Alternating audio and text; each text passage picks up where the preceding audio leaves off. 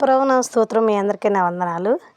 దేవుడు గడిచిన వారం నుంచి ఈ వారం వరకు ఆయన తన పరిశుద్ధ రెక్కల చాటును కాచి భద్రపరిచి ఆయన నామాన్ని స్తుతించడానికి దేవుడు ఈ మంచి తరుణాన్ని మనకి అనుగ్రహించినందుకు ఆయన నామానికి వందనాలు చెల్లించుకుంటూ ఉన్నాము. మరి మత్తయి సువార్త 25వ అధ్యాయంలో మంచి మాటలు చెప్పాడు. బుద్ధిగల కన్యకలు బుద్ధి లేని కన్యకల గురించి చెప్పడం జరిగింది.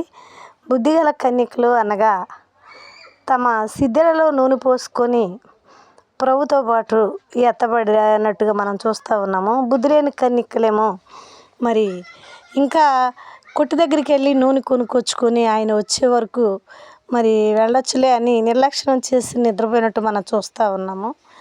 బుద్ధి కలిగిన కన్యకలు తమ డ్యూటీల్లో నూనె సిద్ధపరచుకున్నట్టు మనం చూస్తూ ఉన్నాము.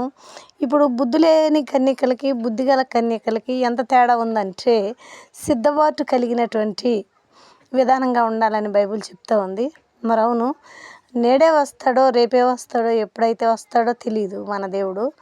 క్షణమాత్రంలో ఆయన వచ్చేటప్పుడు మనము మన ఆత్మల్ని ఆయన వద్దకు మరి ఆయన వచ్చినప్పుడు తీసుకెళ్తానంటున్నాడు. కాబట్టి సిద్ధపడినటువంటి కన్యకలంటే ప్రార్థన బలం ఉండాలి, పట్టుదల ఉండాలి, ప్రార్థించాలి, కనిపెట్టాలి ఆయన వచ్చే రాజ్యం కోసము. మరి ఈ బుద్ధి లేని కన్యకలు అయితే మరి కొట్టు దగ్గరికి వెళ్ళి నూనె కొనుక్కొచ్చుకొని మరి అప్పుడు పెండ్లి కుమారుడు వస్తాడు విందులోకి వెళ్ళాలని చూశారు.